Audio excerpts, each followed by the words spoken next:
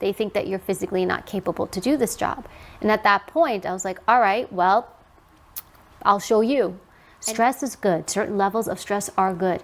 They teach you how to cope. That is, you want to see somebody's true nature, stress them out and see who they are. People still had an issue with me despite outperforming even them. Then at that point, you know, I'm not the problem.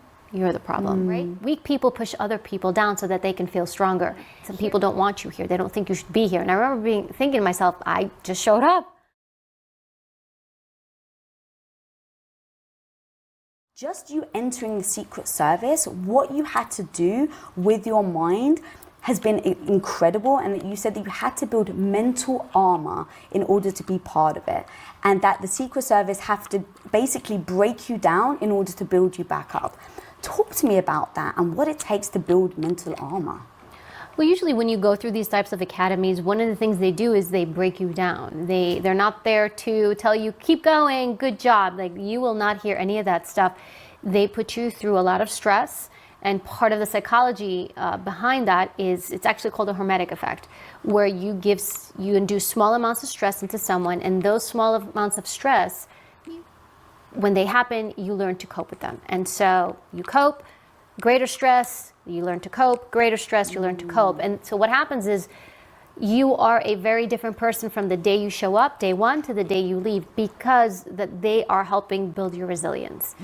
And building mental resilience is having stress in your lives, which is really goes against everything else that you hear. It's like, oh, live stress-free.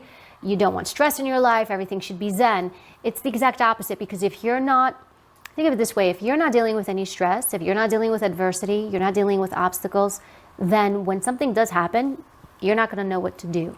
Stress is good. Certain levels of stress are good. They teach you how to cope. They teach you how to problem solve. They teach you how to fail. And then to do better the next time. So training is like that. They break you down, and they also want to see who you are when you are stressed out. Because when you're stressed, you act, you don't really get to think. And a big part of that is you want to see somebody's true nature, stress them out and see who they are. You know, people, it'll tell you a lot about somebody when they're not actually thinking about, what do I do here? And can you think under stress? Not everybody can. So when you're under that amount of stress, what do you personally tell yourself to get through it? Because I've heard you say that it's not only such a male-dominated field, but it's like one of the hardest male-dominated fields. So for you, like, how do you level up to perform at the level that they expect like the men to perform? The truth is, Lisa, I don't know. Because I didn't go in there thinking, oh, I'm a woman. Oh, it's going to be harder for me. Oh, they're not going to want me.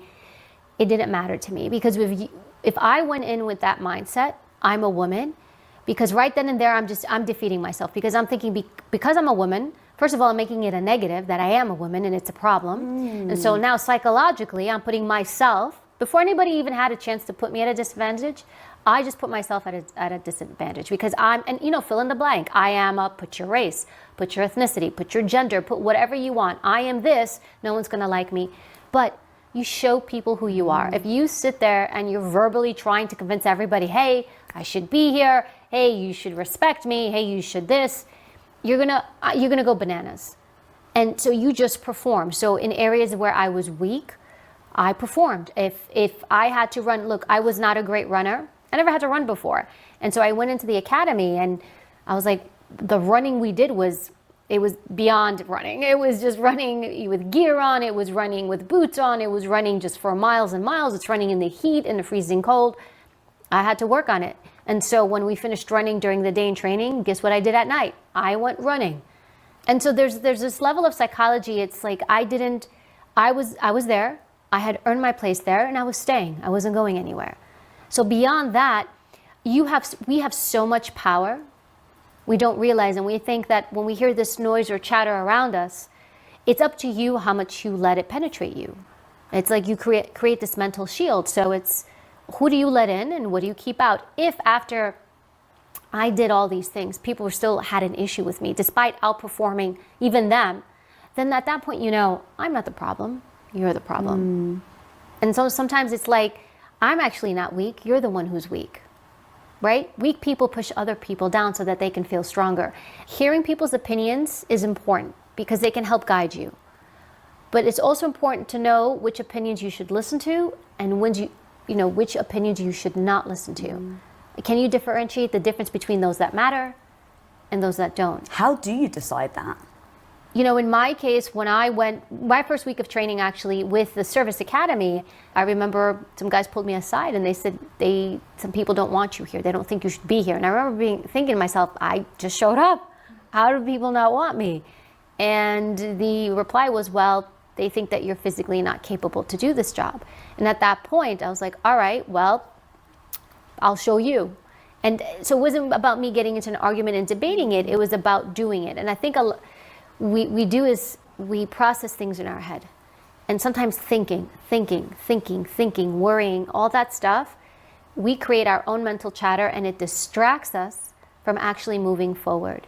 And I focus on putting one foot in front of the other. If I sat there and I thought, oh my God, how am I going to get through the next 6 months? That would have been very difficult. But it's like, how am I going to get through the next 5 minutes? How am I going to get through the next class? How am I going to get through the next hour of shooting? How am I going to get through the next hour of combat training?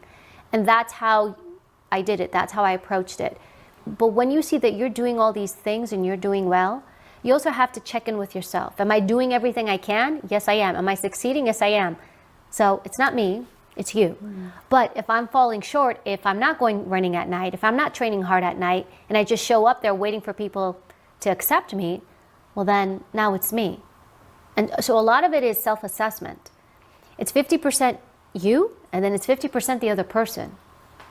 But you really have to be honest with yourself. If you're blaming everybody outside of you for what's going wrong, for what's happening, for why this, why that, this person doesn't like me, this person doesn't respect me, if you're so focused on that person, you're not looking at you.